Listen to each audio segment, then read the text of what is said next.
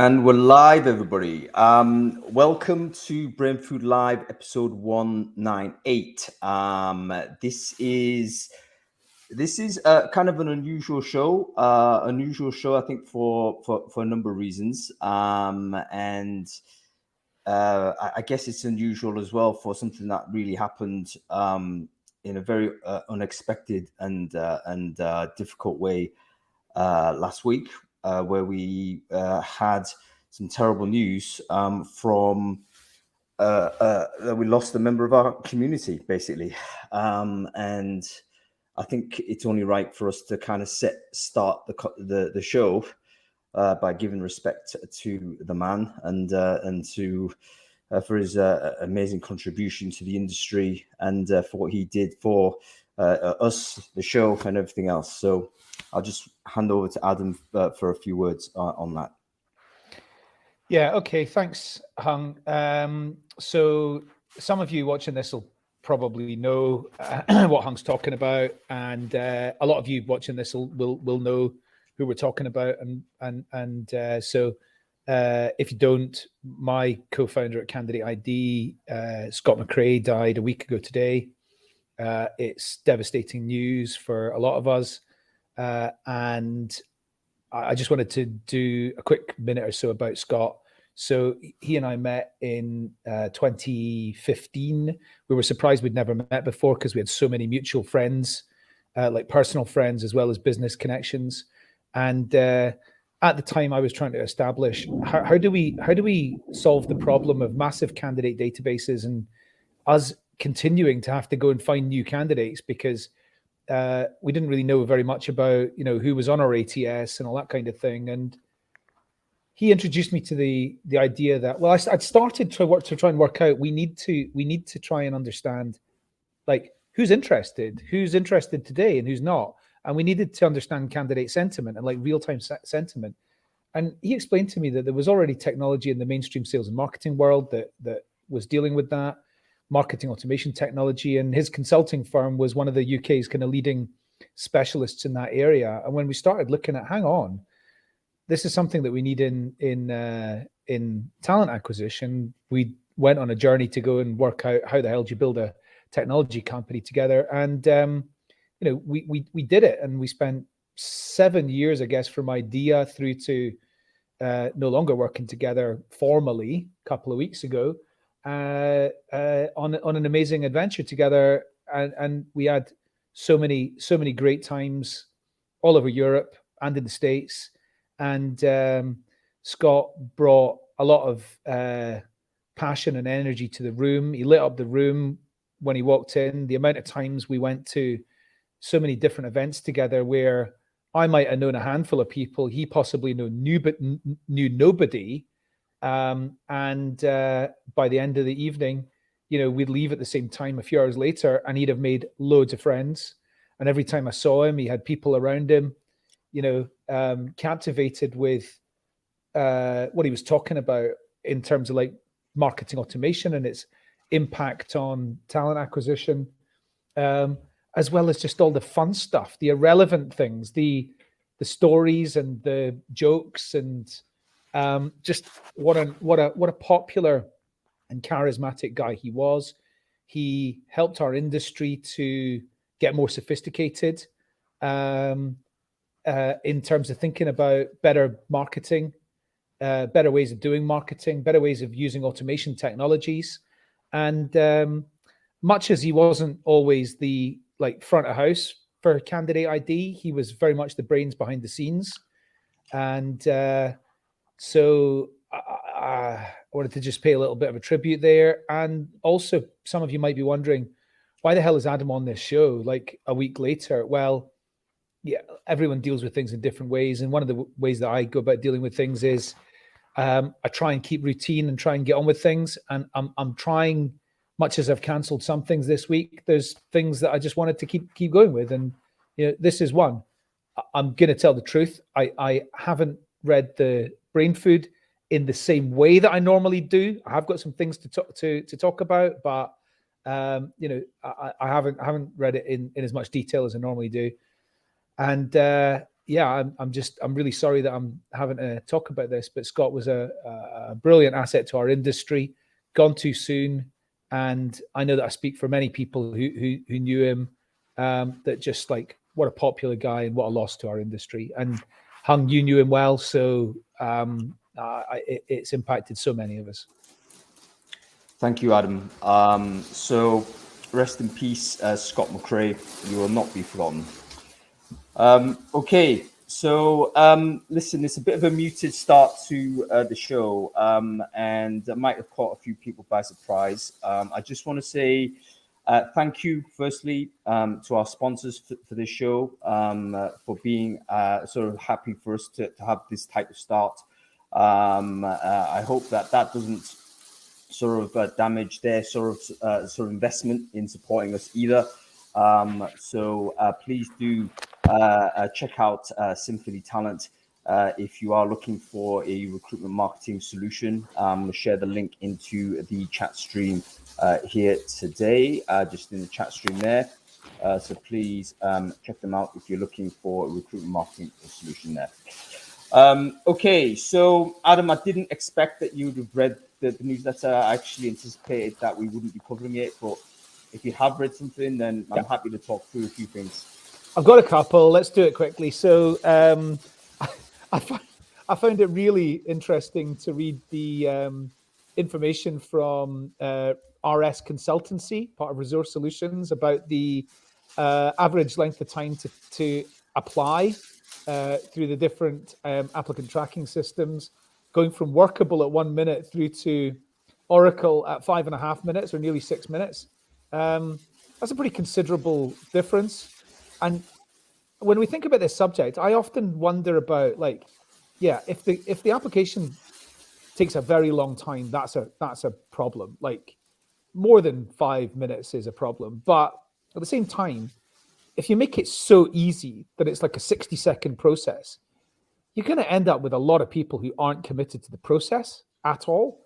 So, there's got to be some balance in there, and there's got to be some thinking around, well, people that are doing it on mobile phones as opposed to having laptops and things, got to make it easier for them and whatever. But it was really interesting to see that, almost a league table of applications by length of time. What is the optimal length of time? If there is a too fast, like, what's your guess as to what would be? I mean, somewhere in the middle probably seems about right to me. But I think for the jobs where people are applying for lots of jobs, of course, you want to keep it pretty low. But when somebody's applying for a job at maybe 30K plus, like, I would have thought that they should have the commitment to be able to put in 5 minutes. So it would be interesting if you were able to toggle the length of the expected applicant flow based on how skilled the job is or what the barrier to entry is, I guess. Like, for instance, in certain jobs where you're literally happy to interview anybody, irrespective of skill set, I think, sure, one click, get in, no worries. But if you're looking at a higher level job that actually, it does take a bit of thought, consideration, you need to do a few things, I wonder whether any ATS has actually produced some sort of configurability that you could simply say, look, add an additional set of questions or something as you go through, rather than have to redesign every single job sort of posting from scratch, so to speak. Do you know what I mean? It's usually a universal thing, I think, when you configure it. Absolutely. This area is really up for grabs. And I believe, people say, oh, nobody, the world doesn't need a new applicant tracking system. Well, Paradox didn't agree with that. And this week, what have they announced, to nobody's surprise, that their product is capable of being an applicant tracking system for high volume hiring. So for those like hourly paid roles and things like that, where you need to bring people in and you got to make it as easy as possible, it's a conversational based applicant tracking system. You don't need any other ATS for those volume work. If you're using Paradox, it's gone into the market as a chatbot. And, most people in the know knew that was more than a chatbot, and it was always going to be more than a chatbot. But it's a new entrant to the applicant tracking system world. Where would it be? It would be down at that 1 minute level, the Workable, level, or maybe even less, maybe 30 seconds. But it's certainly its purpose is to make it as easy as possible for those hourly paid people. The entire McDonald's estate of the United States are using it as their ATS for all their store, their retail jobs. Yeah, absolutely. I think Paradox and is it Fountain? I think the one coming out of the US that are the big innovators, I think, in the high volume space. Very exciting. And it is a chat interface. I think the fact that they generally have started from chatbot downwards, so to speak, obviously is really with zeitgeist, because with ChatGPT and so on has completely changed what we expect from a user interface, in my opinion. Martin Redstone, if you're watching this, I do stand by my comment, and you, Adam, I do stand by my comment that it leads to an end of design at the front end, because we're going to just go to the command line. We're simply just going to want an input box and it'll just output what we want. But yeah, very interesting to see the implications to candidate apply when the interface is actually a bot rather than a form. So this would be an interesting thing to monitor. I don't know the people at Fountain, but I know quite a few of the people at Paradox, including the founder, Aaron Matos. And I think it's very unlikely that was built, that company was built to be a chatbot company. I think it was built with a much, much bigger goal in mind. And that's what's finally emerging into the market, I think. Yeah, so I'm not surprised. Yeah. And good luck to them. They're a former sponsor of Brainfood, actually, so one of our faves. So and a future sponsor, I would expect. I hope so. They won't give me any more money, so maybe they got tired of Brainfood. Who knows? They don't need us anyway, so that's all good. Okay, give us one more, Adam. Time, well, yeah. Okay, so John Sullivan's article, AI is going to dominate talent acquisition. Yeah, okay, so a few of the points that he made, like AI will make up for TA's shortcomings because we haven't done it right until now, is what he's saying. He's saying the exec expects it. He's saying that AI is going to become the driver for TA becoming a data-driven function. And he said that the key to every recruiter's future job security is learning artificial intelligence. Now, I've got a couple of comments about this. If you replace the term artificial intelligence with technology, then I don't disagree with what he's saying. But I think that there's large swathes of our industry who are almost as if they're like high on ChatGPT and going, this thing's going to change absolutely everything. There are a million changes that are more impactful than ChatGPT in recruitment today. And they're all about automating and making better candidate experiences and doing things that are going to reduce friction and all that sort of stuff. And they're nothing to do with artificial intelligence. They're just about making better processes. AI is really important, and the future of our industry, AI is a big part of it. But there's loads of technological enhancements which are already here, which have changed the shape of the TA function and have nothing to do with artificial intelligence. Yeah, I mean, that's a strong comment, and I think there's a body of opinion that follows your view.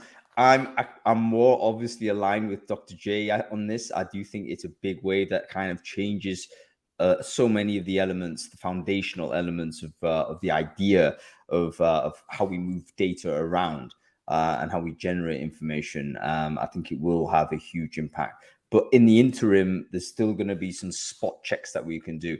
But going on to Dr. J's most important point, which I think was true, I think there'll be executive demand for AI adoption. And that is going to be a very important signal to TA leaders, because it means that, you know what, you need to kind of make sure that your TA team is operating as efficiently as possible with new technology and not be perceived as some sort of laggard within the organization, particularly if you're also then tasked with recruiting in the sort of AI friendly, AI comfortable candidates into your organization that your CEO demands.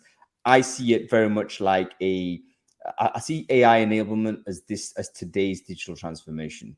It's today's requirement to move everything into a position where actually people are going to be comfortable with the tooling that has fundamentally changed. We don't have too much time to talk about this, Adam. If you don't, just one quick response to that. if you don't have the mechanisms for collecting the data, you don't have any opportunity to use artificial intelligence. And where most companies are in talent acquisition right now, they're not collecting the data that's of any use to any form of artificial intelligence. And then the only other thing is, in terms of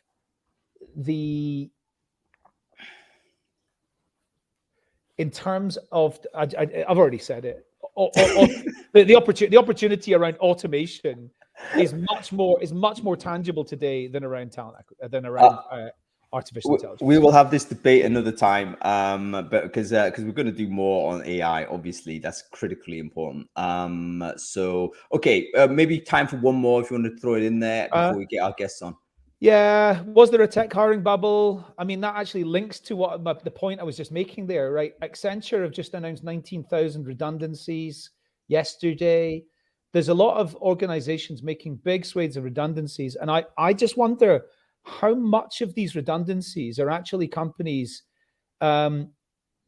taking the impetus and telling their teams in TA and in every other team, you've got to work out how to do more with less. You've got to automate those processes. You've got to use AI to do it. You've got to, I just wonder how much downward pressure there is from the CEO and the CFO around cost control, or around creating more productive working environments through automating stuff. And it's not just market driven. Yeah, I think so. I mean, we're going to keep seeing them, and it's going to be each time will feel like a massive concussive blow again. Indeed, of course, earlier this week, let go 2,000 people, including, as I understand it, almost all of their TA team. So there is a succession of growth for a lot of these go-ahead tech companies. And a kind of a rescoping as to how big an organization in terms of headcount they need to be for the external environment, which looks differently from as they might have expected from 12 months or so ago. But also now with the intrusion of artificial intelligence potentially changing how a lot of these jobs are performed, then you do wonder, okay, how much of this is the challenge from the CEO saying, okay, we're cutting this back and we're growing it back up again in future, but with a very different sort of set of numbers and a different set of skills, basically less people, more AI-enabled people. I'm constantly reviewing job boards and seeing what's getting posted and what's popular. And I'm constantly looking at job ads going, why does that job still exist? Why is that bank or that utilities company or that manufacturing company still hiring people that do that? Yeah.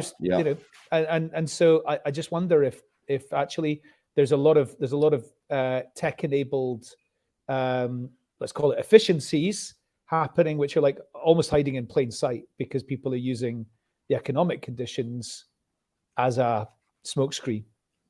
Yeah, well, smokescreen or not, I mean, basically, it's they're going to re-rationalize the organization, Of course, yeah, exactly. And it's competitive market. So if you don't do it, you'd be carrying extra weight into whatever that future looks like. So it makes sense in many regards. Okay, listen, let's get on with the show. And it's just by pure coincidence that there is obviously some overlap. We are talking about mental challenges. We are talking about mental challenges of the neurodiverse. Adam, you're actually I think you now identify as a person in that category. Not quite. Well, not quite. I went and got formally tested for ADHD, and was really quite shocked to find that she put me just on the line of not ADHD, but she said that if I'd done it 10 years ago, I would have been.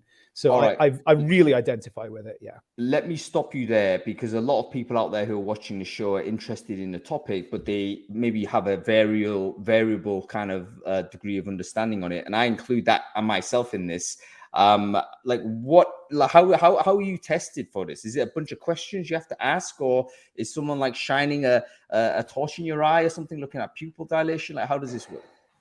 You do. So in the case of what I did, I went to see somebody. I've got like family members who have been formally diagnosed as ADHD, and it just got me thinking, hang on, I've got exactly the same set of circumstances. And you do a questionnaire, and then you get somebody close to you. In my case, it was my wife. Did a questionnaire. What I think about myself, what she thought about me. You do a couple of interviews, and based on that, and you get like she looked at my old school reports from when I was specifically between like 11 and between about 10 and 12 years old for some reason. And then I went back a few weeks later and got told where I was on a spectrum. And if the spectrum is over here, you've got ADHD so much that it's really causing problems for your life. And over here, you don't have it at all. I was bang in the middle, but I was just on the side where it was, not diagnosed. But as I say, other people in my family have been diagnosed and take medication for it. All right, so that's worth thinking about. Firstly, like we have to be careful that we don't create like very fixed categorical buckets where this person has or has not and stuff like this, because it is a spectrum, right? It's kind of a measurement, let's say, of behaviors or traits, and if you quantify it on numbers, 100 at the extreme end, 0 at another, all of us are going to be at some part of that spectrum. And what we're saying, or what we understand is the case, is if we are not described as ADHD, or we are not described as having that particular condition, we are on that spectrum where it doesn't affect us significantly. Like we don't need to have a strategy around sort of dealing with whatnot, or we don't take medications. No, not necessarily. So if it was on a scale of 1 to 100, I was 49. And I got told that I would have been probably like 55, maybe 10 years ago. But because I've developed, I stopped drinking, I did various different things that have enabled me to develop strategies, which mean that it's considerably less pronounced than it maybe, would have been in the past. It doesn't mean I don't have it any less. It just means that it's not impacting my life the way that I was. And they also, they look at it in terms of like lots of different aspects of it. So I was like through the roof on impulsivity, but I was kind of, a bit more near the middle on certain other aspects to it. Yeah. Okay. So as I understand it, then when people say I have ADHD or whatever sort of a condition it might be, is it a description of a behavior then, or is it a description of a potential behavior or the likelihood of, or is it? Well, formally, I have ADHD means you've got either a clinical diagnosis or you've self-diagnosed sufficiently that you can just go, you just say that. But I mean, like most of us have some kind of this type of thing in some way or another. But in terms of like how it manifests, it's different in different people. Males, different to females, very often completely different. Children, adults, again, completely different. So an adult male and a juvenile female may have nothing in common, no traits whatsoever in common, but they both have ADHD. I mean, this is the only one I know about. I don't know very much about any others. It's the only one that I know about. Yeah, and of course, these are actually quite new conditions, right? And they also change, as you mentioned, over time. The medical profession will have different views on these matters. We actually have very good history of how different social behaviors have often been categorized in different ways. Once upon a time, if you profess the idea that women should be needing to sort of have the franchise, you'd be considered insane, and off you go to the sanatorium. I mean, so it's kind of, we can't isolate it entirely from social and cultural context. But where we're at now is that essentially we are familiar with these terms, and we use it to describe certain behaviors, and typically human beings are on a spectrum of this. And as you've mentioned, Adam, different people will have different coping strategies or management strategies with or without instruction from professionals. You might self-generate these, or someone might teach you or train you, and with or without medical support. Sometimes you might be medicated on this. So folks, I mean, let me know. But by the way, I have to again caveat, Adam and I think everyone else coming on the show are not medical professionals, not trained. We're just kind of exploring this. So it is high likelihood I'm going to say things that are going to upset people. I do it purely because I'm clumsy with it. So please understand that that's the case. And if I do get it wrong, do let me know in the comments. Because I'm here to be educated as much as anything else. So I hope you understand the sentiment there. So since one interesting thing is since I learned a lot more about it over the last 12, 18 months, I mean, I'm having to do this quite subtly, or not subtly, softly. I've pointed out to a couple of people, or I've told the stories about things, and they've gone, that might be me, or that might be my child, or whatever. And quite a few times they've gone and got themselves tested and found, yeah, it was. So, knowledge about this subject, the more knowledge we have about this subject, the better. And it's really spreading. The understanding of it's really spreading. And the more understanding we have of it, the more, care we will have for each other. Yep, I hope so. So let's see what other people say. I think the way we're going to do this, folks, we've got three friends that we're going to bring on the show. We're going to do them individually, bring them on and off, and then bring them all together, because I want to kind of spend a bit of time with each person, particularly if they seemingly, as I understand, because I haven't even spoken to them about their particular case, but I think they have different sort of conditions that we want to explore and learn more about. So let's bring on Vanessa firstly, our friend Vanessa, who's with us last week, but she was going to join us today and talk about, I think, also ADHD. So let's see whether Vanessa can come on. There she is, Vanessa Rath. Great to see you. What a wonderful smile as always, brightening the day. Hello, gents. How's it going? You been? Yes, I'm good. I'm good. Nice to see you. Yeah, great to see you, Vanessa. Vanessa, for the people who don't know you, do you want to quickly introduce yourself? Who are you? What it is you do? So my name is Vanessa Rath. I have been very busy this week. I've probably appeared on a screen near you. I want to just have a disclaimer. I have 4 of these shirts. I don't wear the same one every time you see me on screen. That's really important. I have to say that. I'm a global talent sourcing trainer. I do a lot of keynote speaking. I do a lot of emceeing. And I just love talent sourcing, anything to do with recruitment and giving back to this amazing community. So thanks to everyone who's in the chat. And I think it's really ironic that you brought me on first when I woke up one morning to a Facebook Messenger message from Mark and Balazs saying, we've volunteered, we've contacted Hung to go on a show to talk about our neurodiverse characteristics and you joining us. So I'm so glad that I'm here first. Well, I mean, it's always a pleasure to have you, Vanessa. Thank you. I think what we want to try and do today with this show, slightly different, is to talk with individuals that have conditions. And if you could explain what that condition is, how it manifests, and how you I guess deal with it, because all of the people who are on the show have succeeded at elite level in their fields, but I presume there's challenges involved in that. So can you sort of describe exactly what the condition is and where you discovered it and how it manifests? Sure. And Adam, I really like the way that you explained ADHD. It was very clear and on point. So I've always known from a young age through my childhood that I have been different to other people, different weird, different all of those kind of things.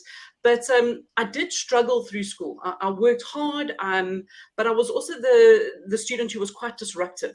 But I always could read the room. So I knew when I was going to break that last straw on, the teacher's back, the camel's back, before she lost it and kind of just yelled at everyone.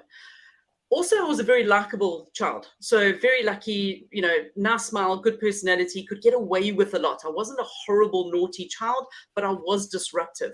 And a lot of the time was because I was bored. And it wasn't because I was bored because I'm super intelligent. It literally was because if there's not something new happening all the time, something shiny and sparkly in my life, I lose interest. Back at school, I was never tested, to be honest. It wasn't a thing that was done. It wasn't anything that was on the radar. It was that long ago. But then I actually moved across to London and it became very obvious. After school, I studied to be a teacher and I taught at a school in Southfields, beautiful school. And we were used to have staff meetings once a week. And I used to get really disruptive in the staff meetings. It had been a long day. I was tired.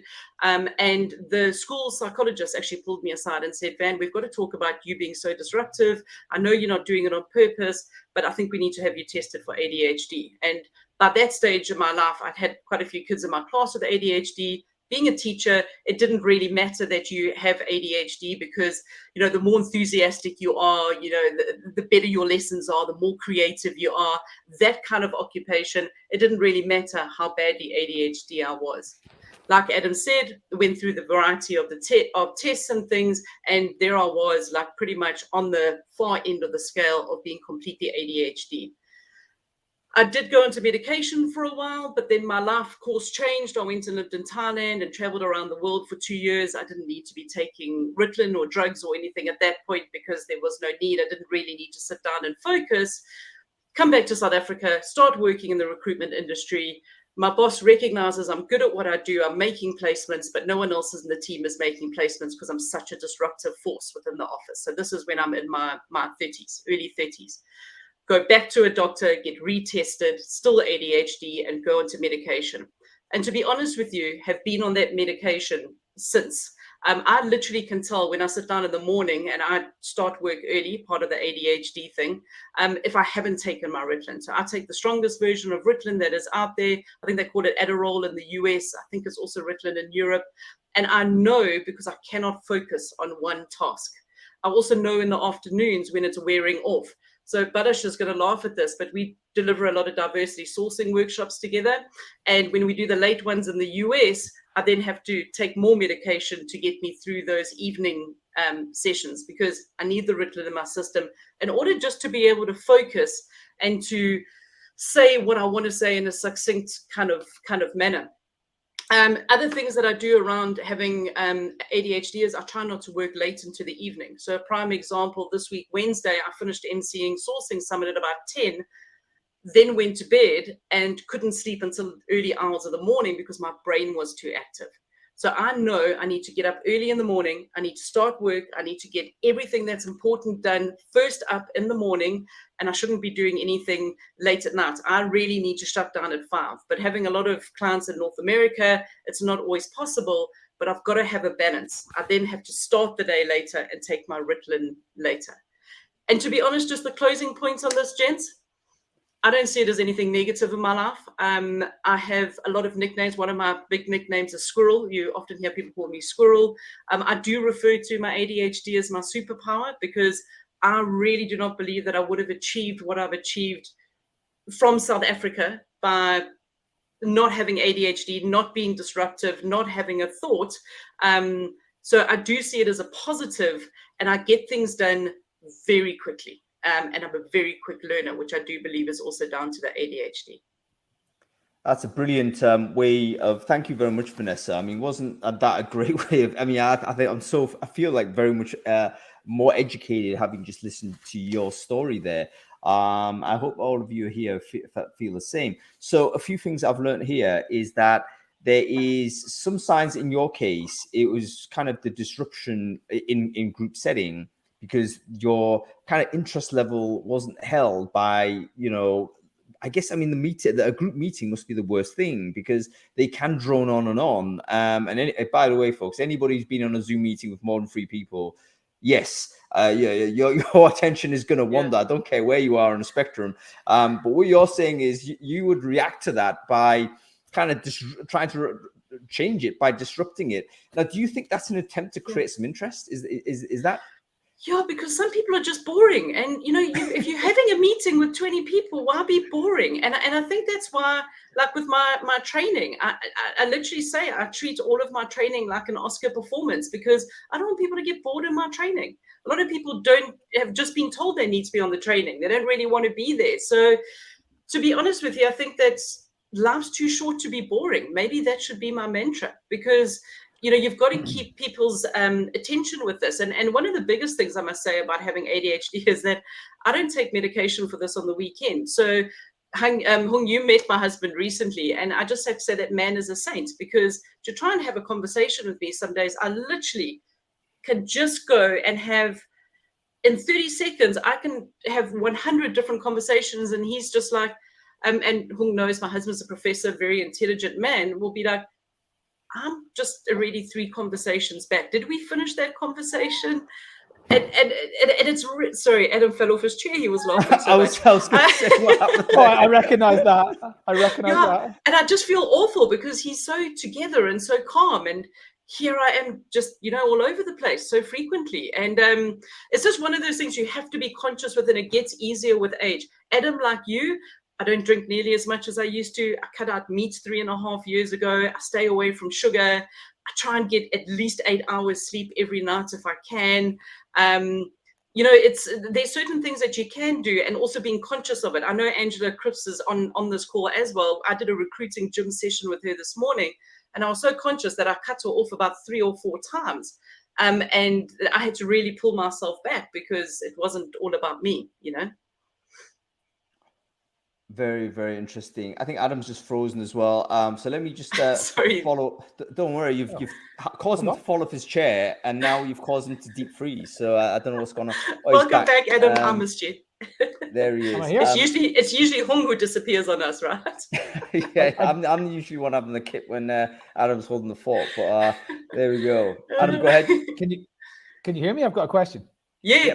Go. Yeah. All right. You can hear me again. So, Vanessa, one of the things that I find interesting about things that I've got as abilities, which other people don't have, is the ability to do the same thing over and over and over again.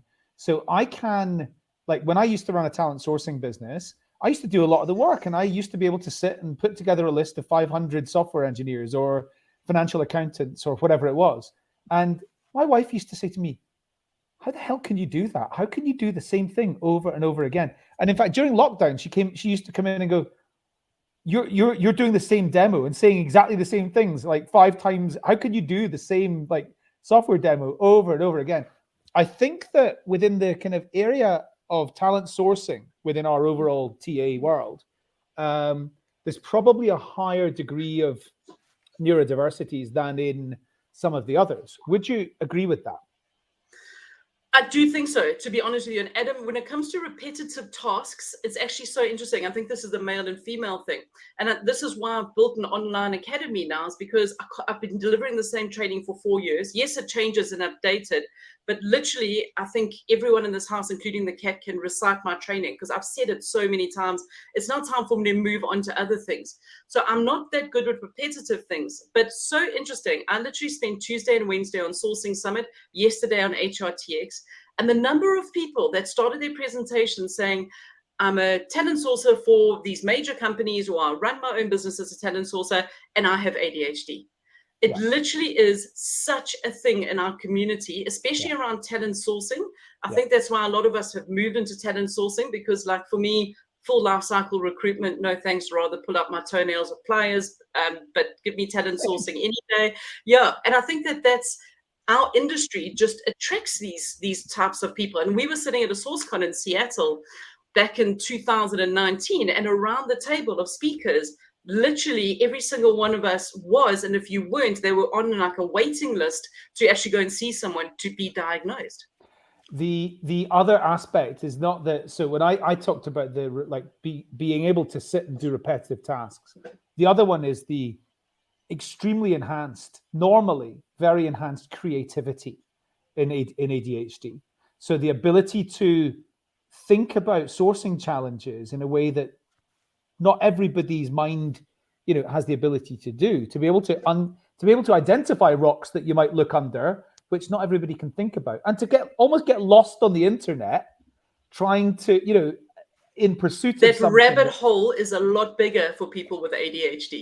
Yes, great description. Great description. Yes. So absolutely. But I think people with ADHD, because we think so differently, we actually are quite creative outside of our jobs. I look at my photography. And my photography, taking photos, I can sit by myself quietly, waiting for an animal to look at me, where I can't even sit quietly when it comes to, answering emails.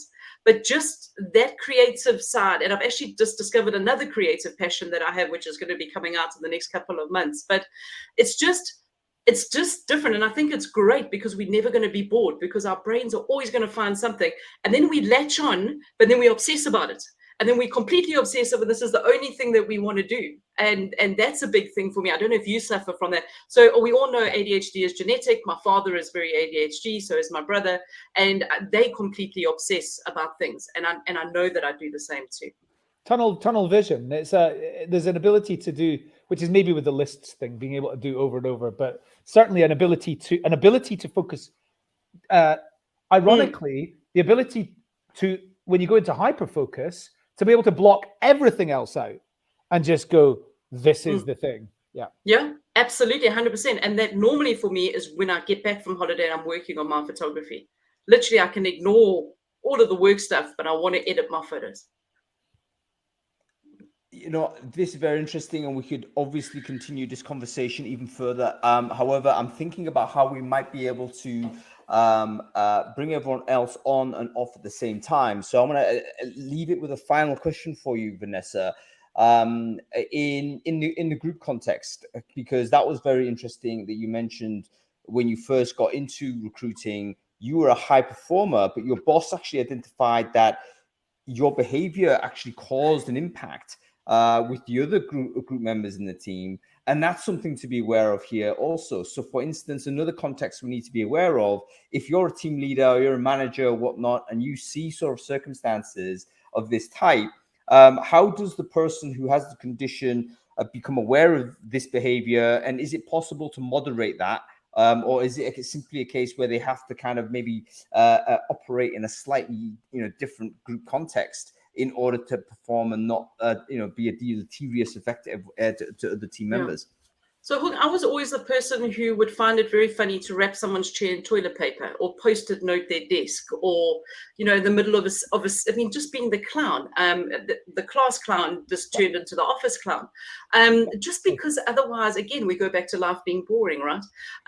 So I think it comes down to the person who's also suffering with ADHD. I've never been embarrassed to say to anyone I've got ADHD. I think a lot of people have other conditions where it might be slightly more of an awkward thing to talk about. But I would just really encourage both parties to have open conversations. Like Adam says, I've diagnosed a lot of my friends, boyfriends, husbands, through the years, because I recognize the behavior. And I think it all just comes down to, you have to have one person in your team like that. And just really understand that they're not a bad person. They're not disrupting because they're horrible and they're trying to destroy or sabotage anything. It's just the way that they are, that their makeup is. And it's open communication. In fact, sorry, could I just add something else to that? Because that's a really important point. Really important point. The disruptive part, because I was super disruptive. And until probably I was about 40, I was really disruptive. Every opportunity.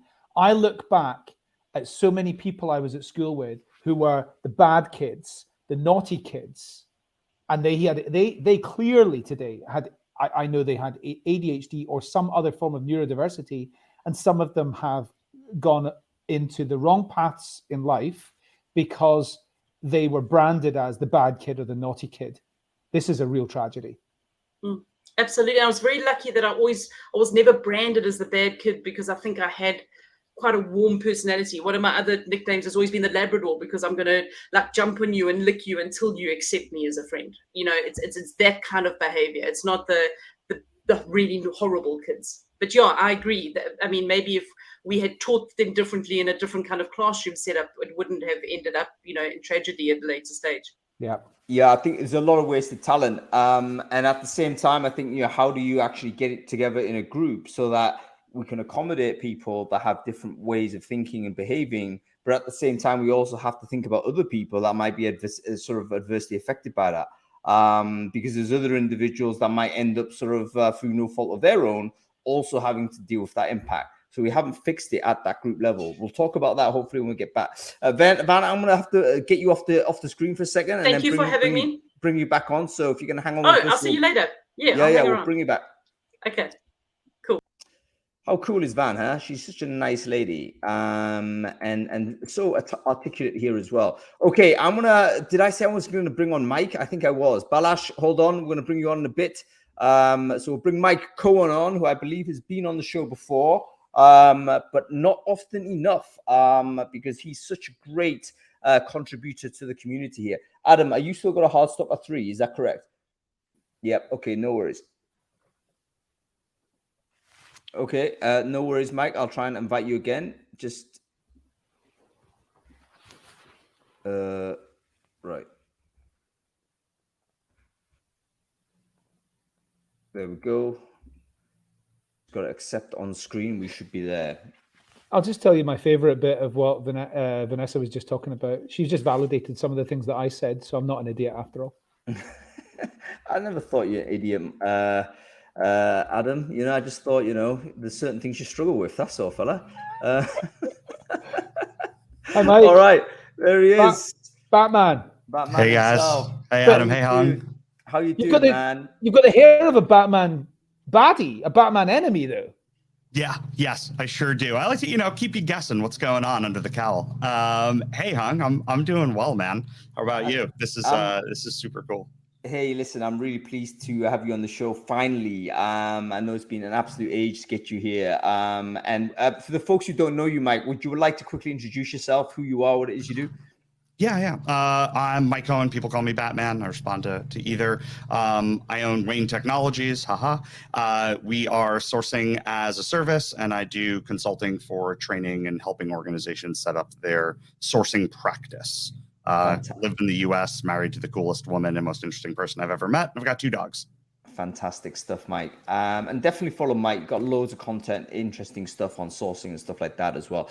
Mike, we're talking about this topic, mental challenges of recruiters, how it's affected your sort of life, how you've developed coping strategies, how you've become aware of how it impacts others also. I wonder whether you could take us through your story. What is your own perception of your own kind of a condition, if you want to call it this, and when you discover it and how you've dealt with it? Yeah, it's a longer story, so I'm going to try to go real quick through it. So I grew up in an interesting family, really large Italian Jewish family. I was the 4th of 5 kids, and father with OCD and a little bit of an elitist. Mom suffers from like depression and very, very different type of environment growing up, and it forced some character behaviors to develop, and most of my behavior as a child was kind of just attributed to me being funny and outgoing and all of those normal like extrovert seeming tendencies. So in school, I was a little different from Van. I was a straight A, honor roll, accelerated classes, graduated with a 96 average in high school, but I kind of just did whatever the hell I wanted all the time. And I was friendly with the teachers and the security guards. And so I would just leave school and come back. And because I got good grades, people just didn't give a shit and kind of let me do whatever. So I did well. However, when I was 12 or so, some actual anger issues started coming to light. And the anger issues, as I've gone through tons of therapy and recovery and stuff, I realized were a result of not having my child needs met at the time, mentally, emotionally. And I had great parents, I had a great family. They did the best they could with the tools they had at the time. But it started manifesting itself in really weird ways. So I would get rage angry at inanimate objects, never at humans. I've never been in a fight with another human. It's never my thing. But when you're closing your underwear drawer and it gets stuck crooked and you're trying to push it in, it won't go in. And so a balanced person would take it out, straighten it, put it back in. I would lose my shit. I'm talking kicking the dresser drawer, trying to get it shut. What the hell is going on? And the final straw that my parents decided when I was 12 to get me in front of a psychiatrist was when my friend and I were playing outside with a racquetball, and the ball went into our neighbor's rose bush. And I was all right. And I went in to grab it. And I went in 2 or 3 times. I kept getting pricked. And then the 3rd time, 2 thorns got me and drew blood. And I went just red and chopped down their rose bush. which is a wild overreaction to getting pinged. Also, my neighbors weren't super happy about that because there's a gorgeous big rose bush. And so my parents realized, like, okay, something's off here. So started going to a psychiatrist at a really, really young age, right? It was 12, right around 12 to 13. And going through years of psychiatry and psychology. By the time I was 15, so like 2.5 years later, they were relatively confident that I was bipolar. I didn't and never really have gone more to the depression side of things. So people always ask in any medical profession, like, I see you're bipolar. Have you ever had any suicidal or self-harm thoughts? I'm like, no, I haven't. However, I get super manic. And like those anger signs were signs of me being just wildly manic and out of control. So they put me on a ton of medicine when I was 15. Like people take like milligrams of medicine. I was on 1.2 grams of medicine at the age of 15. And it turned me into an absolute zombie for like a year. And I just wasn't me. I didn't have like the energy and like the vibrance that I know that like I have and I love. So when I was a senior, after probably halfway through the first semester of senior year, I stopped taking medicine and started smoking marijuana like pretty aggressively, and got to a point where I was smoking like, I don't know, 2 ounces a month for, I don't know, a decade. So the diagnosis, sorry, I just saw the question, John, bipolar. So I got diagnosed with bipolar very early in life at 15. Stopped taking medication, stopped smoking marijuana compulsively like that at, geez, how old was I? 29, I guess.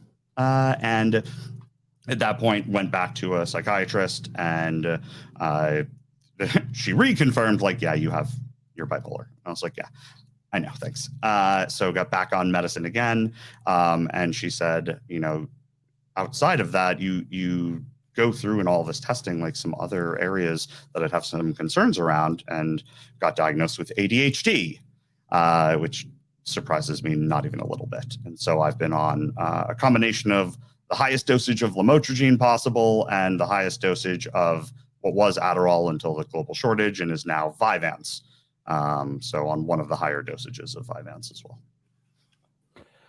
It's good that you got the re-diagnosis for bipolar, because I've heard so many terrible situations of people getting diagnosed. I mean, I don't know what age you are, but like people getting diagnosed at 15, let's say 25 years ago or whatever, and people didn't know what the hell they were talking about then. So actually it was something totally different. So it was good to get the re-diagnosis later in life. Yeah. Mike, quick question for you. In sort of so you explained sort of the rage issues and the anger issues on the inanimate objects and what have you. And that was the trigger that caused your parents to decide, say, okay, let's seek some professional help. When you were sort of on the initial phase of medication, I guess that was just like, did that just like sedate that anger? Was that the concept of that type of prescription to say, right, we're going to just like reduce the possibility of this rage happening, and essentially a depressant, right? It was to reduce that sort of extreme reaction, and that's 100%. That's what happened. Okay, so moving off that, as a young man, you decided to, I guess, to self-medicate with marijuana. What can you tell us about how your behavior changed when you were smoking that amount of marijuana? Did you also reduce the rage degree, or did other things emerge from your self-medication, I guess? Yeah, so definitely rage lowered. I've never met like a truly angry rage stoner, which is fine. But I was high for 9 years, right? And like it at the time seemed just very normal. I was completely functional. You would never know that I was high all the time. But like so good things. It lowered kind of that rage. The unfortunate piece though is it tends to lower most emotions and drive, right? It's kind of what marijuana does. Why people like smoke a little marijuana at night and like just like chill out. And the problem is it lowers drive, it lowers mental acuity, and it definitely affects memory. So I have swaths of my life that I don't remember, like nothing. I don't remember a single birthday until I was like 12 or 13. And I like, even as an adult, like my wife the other day brought up like, oh, do you remember when we went out to that thing? And I was like, I literally have zero recollection of what you're talking about. So it helps, but it hurt more than it helped in the grand scheme of things, especially when compared to like modern medicine and what that does for me now. Mike, your description of that reminds me very much of my own experience with alcohol. And like, I mean, I was probably, quite frankly, I was probably drunk 5-6 times a week for about 20 years. And I have got sway. It lowers your ambition. Yeah. And it affects your memory as well. And my wife often says to me, "Do you remember such and such?" I'm like, "No." And I'm talking about when I was a child. I don't remember a hell of a lot because I think I've damaged my brain with too much alcohol. Yeah, I think it's very similar. Mine comes from I experimented a lot with other drugs that I'm sure didn't help either, which was fine. But like as an adult now and the medicine that exists, Hung, and I'm sure this was probably the next piece was current medicine now just takes the edge off. So bipolar didn't actually make me angry. What it did was add a really sharp edge to my emotions. So I went from 0 to 100. There was no like middle ground. I had zero ability to be equanimous, right? And just be like okay being uncomfortable or okay being angry. And part of that was my upbringing, right? Parents always saying like, well, don't be angry or don't be sad or don't be scared. Like it was a thing to like get over or get through. And the other part was just my mental imbalance of I would flip. It was 0 to 100 all the time. Now medicine just kind of takes that edge off where like my proclivity is to like get angry, but I'm immediately like, meh, I'll just pull the fucking draw out and put it back in again like a normal person. Can I ask you an uncomfortable question, Mike? Of course. Can you recall a situation where you did not have access to this medicine for whatever reason, and you basically exposed, if you like, all of the condition, if you will, to the world as it was. Did you develop alternative non-medicinal measures against this, or is it not possible to control? So long term, no, I don't believe it is. But again, you know, to Adam's point, it's a range, right? It's a spectrum. Everybody sits somewhere on the spectrum. I'm just higher towards this one side. So long term, could I like stop taking medicine at some point in my life? I don't think so, and I'm okay with that. I think most people with mental illness go through, or at least I did, a period of like, I'm broken. What's wrong with me? I'm not like everybody else. I'm fucked up, whatever that is, right? But now I've kind of accepted that. Now, the example you're asking for happened literally this week. I went to Dallas to train a company on sourcing, and I forgot my medicine at home. And day 1 was okay, which is my driving day. Day 2 was not as okay, and that was the day I was doing my training. And so things I've learned over time: exercise, have to 100%. So I got up at like 5:30 in the morning and went and ran and lifted. Number 2 is eating healthy. When I eat a bunch of junk, it, like marijuana, lowers my ambition and I'm feeling like crap. So I'm like, man, my general philosophy is F it. Right. If I'm like, oh, well, I already did that thing. And so you might as well go off the deep end everywhere else. And the other is meditation. I hate meditating and I'm terrible at it, but I do it 4 or 5 times a week for 10 minutes a day on Calm. Because of the ADHD, my brain squirrels a lot. So I'll, focus on the breath. And I'm like, yes, focus on the breath. And also that to-do list, because oh my God, you didn't add that thing to the to-do. Okay, maybe I should stop meditation right now and go add, no. Take a breath and come back to the breath again. And it gives me a focal point. So during the middle of the day on lunch break, I sat by myself for a minute. I put headphones in. I didn't play anything on my headphones. It just tells other people to leave me alone. Don't talk to me. And I just did some breathing exercises. So a bunch of it was just focus on my breath, take 1 minute and like, okay, center myself, and then boom. So it's a little bit of that awareness, and then a little bit of knowing when I've had too much interaction. I'm actually an introvert by nature. I get super overwhelmed in large groups and small spaces. It's the ambient noise that sets me off, and knowing like, "Oop, I need to take a step back." Gosh, Yeah, that's an interesting point. Go ahead. I absolutely thought until about 2 years ago that I was a massive extrovert. And I've realized, having cut out sugar, having cut out alcohol, having done things like that, I've realized I'm absolutely not. So it's interesting the way that a lot of people you see as extroverts, because they come across that way, they very possibly aren't. So Adam, I think it's interesting that people, I think, have a misconstrued definition of introvert and extrovert. People are like, oh, an extrovert's a people person, an introvert likes to be by themselves. And no. Those are tendencies of that character style. But an introvert just simply means I recharge, my batteries recharge when I'm alone or by myself or in a minimal interaction situation. And my battery drains when I'm surrounded by people, and it does. But when I'm on, I'm on. Like I will go for 3 or 4 days straight and just like I'm on all the time, right? Like Vanessa said, it's like you're putting on a show. Right? Funny, engaging, keep people there with you, find ways to motivate and inspire. But when I'm done, I'm done. Like Crystal, my wife, knows when I come home from a conference, I literally will take an entire day, sit in my pajamas, order sushi, and watch anime. And just like, that's what I do for an entire day. And she's just like cool with it. That's great. I've got to go. Ahead, Batman, I absolutely loved that. I'm sad I'm missing Balazs. Balazs, I'm looking forward to catching up later and watching the recording of this. Hung, thanks very much. See you all soon. No worries. Thanks, Adam. See you later.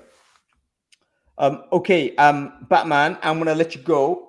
Stay around because I'm going to talk to Balazs and then bring all of you back on, okay? So this is going to last for another 10, 15 minutes, folks. I hope that's okay.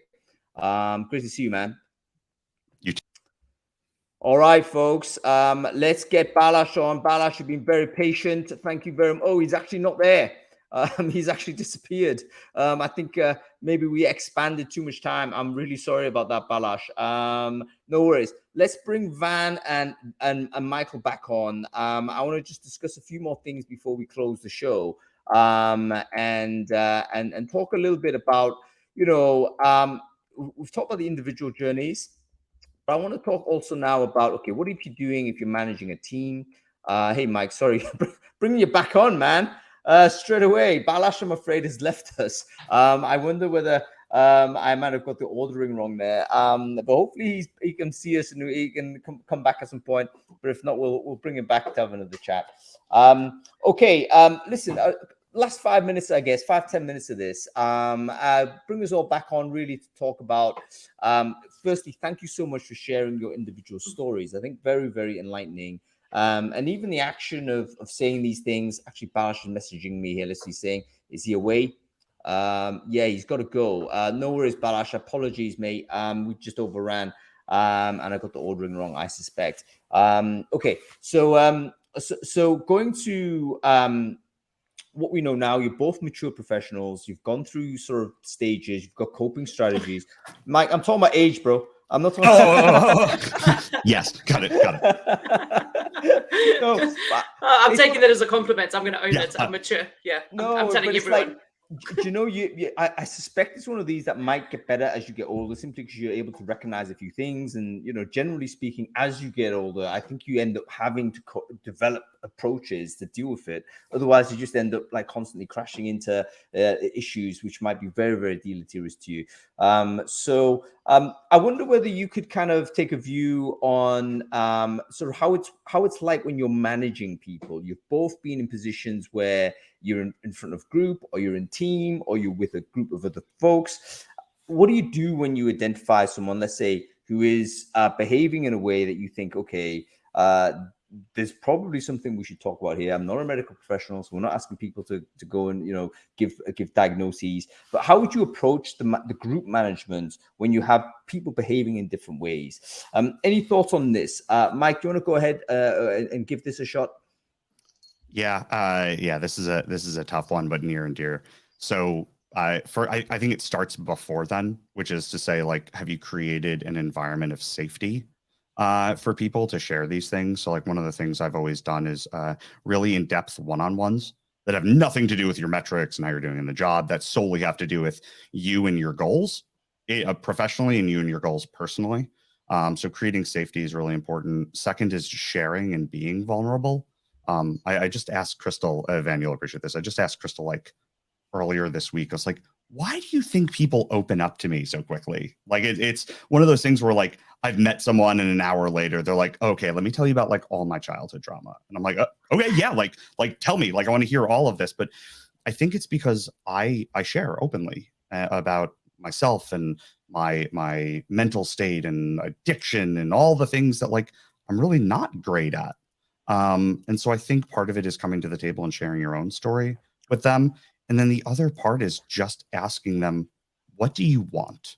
What's your end goal of what you want to achieve?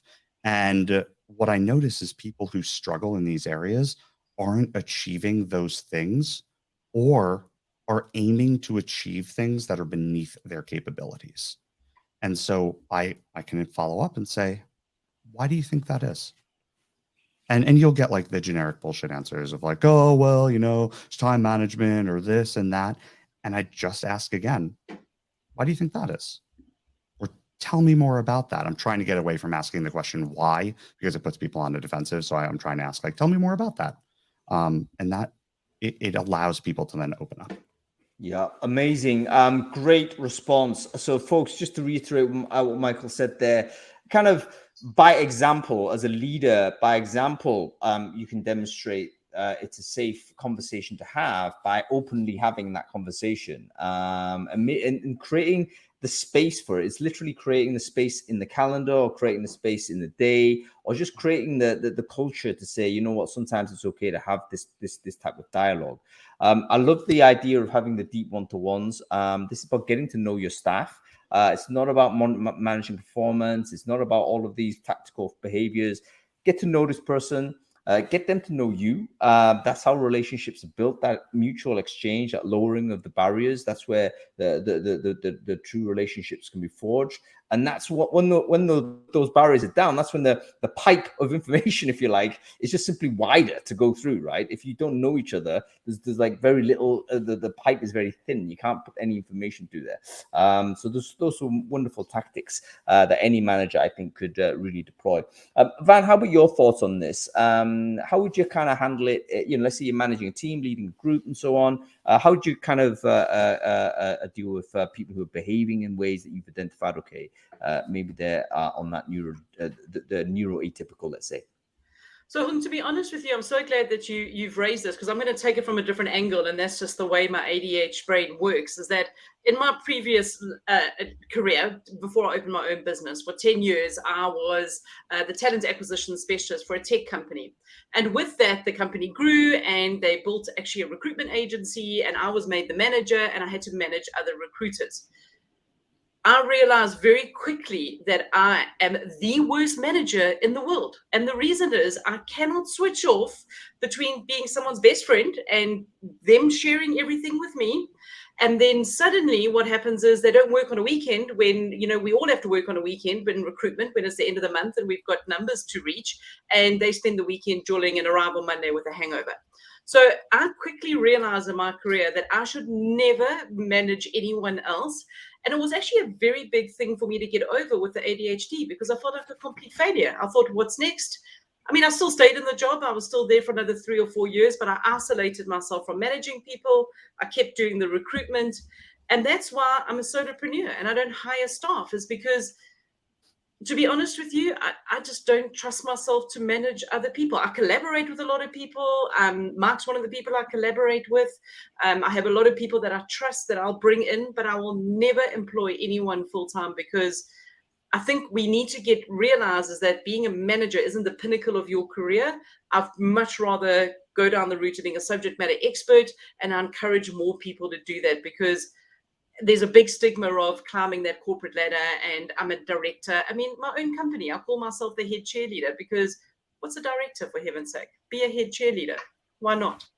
You know what? You make a really good point, and I really appreciate your self-awareness there. I share a little bit of that, even though I don't think I have the same conditions, but I recognize my own kind of poor management. And part of the reason why I don't hire anybody is I don't believe that I'm a good manager.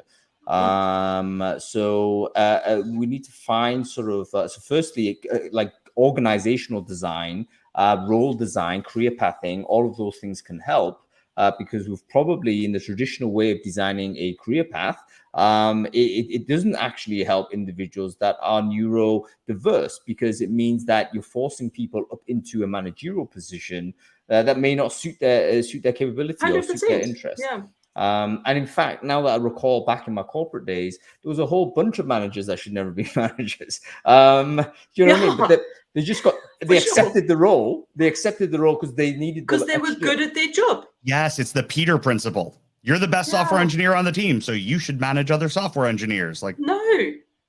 And that's classically what happens in recruiting, where recruiting managers almost always previously the best recruiter, but they may have absolutely the worst management skills of other people. So I really do hope that we can do more in terms of career pathing, more creatively, and making sure we don't lose people out of the industry, or indeed misallocate them into roles that really are not good for them or good for the people that they then go ahead and manage. So I appreciate that response very much, Vanessa.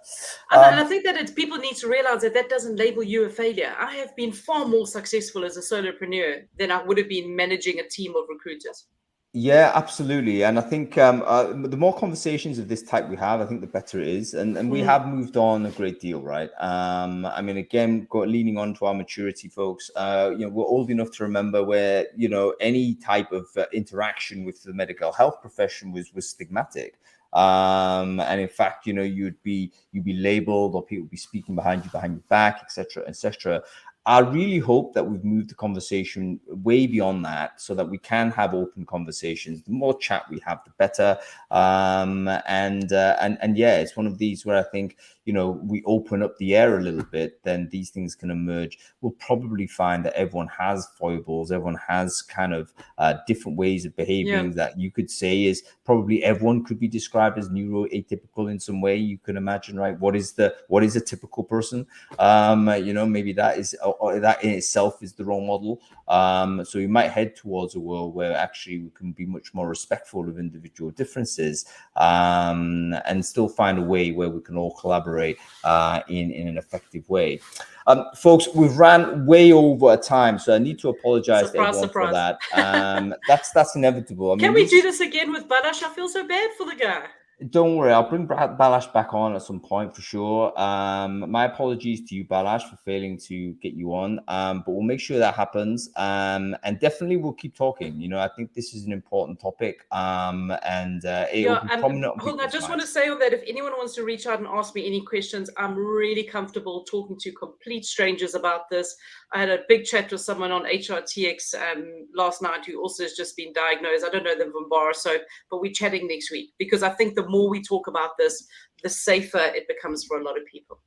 Yeah, I think so too. I mean, you've got Vanessa's details there. I'll reshare them in an email to everyone later. Mike and Balazs and Adam's details I'll share also, because they're all very open people and happy to have that conversation. So please do reach out if you want to talk, make friends, or simply, you know, educate in some other way. And exchange information. That's something we're all going to do. Okay, listen, folks, I'm going to let you go. Mike, great to see you. You have a very good day, sir. Vanessa, wonderful to see you again. Thanks for staying around. I know it's later in the day for you. No worries. We'll bring you back at some other point on some other topic this year. So make sure that happens. Folks, have a good afternoon, okay? Happy weekend. bye, everybody. Weren't those wonderful people?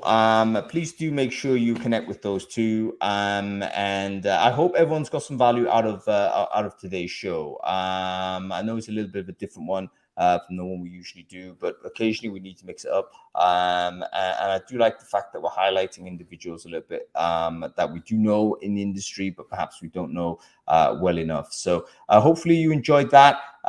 Do follow the channel if you're interested in conversational shows of this type. We're going to be back next week with a very interesting topic. We are talking about tech layoffs and the tech labor market from the developer's point of view. We in tech recruitment have obviously been seeing things over the last 12 months with tech layoffs, hiring freezes, bank runs, VC, lack of confidence, etc., etc. Those things have been happening. We're all recruiters. We talk about it. What are the developers talking about? We've got a bunch of developers joining us next week, folks. I'm going to ask them, how are they seeing the job market? Are they seeing job flow? How do people feel about it? How do they feel about remote? Are they still insisting on high salary, etc., etc.? If you're a TA, a tech person, tech recruiter, should I say, it is a show for you to join. So make sure you register for that. Okay, that's it, everybody. You have a good weekend. Take care of yourself, and we'll see you next week.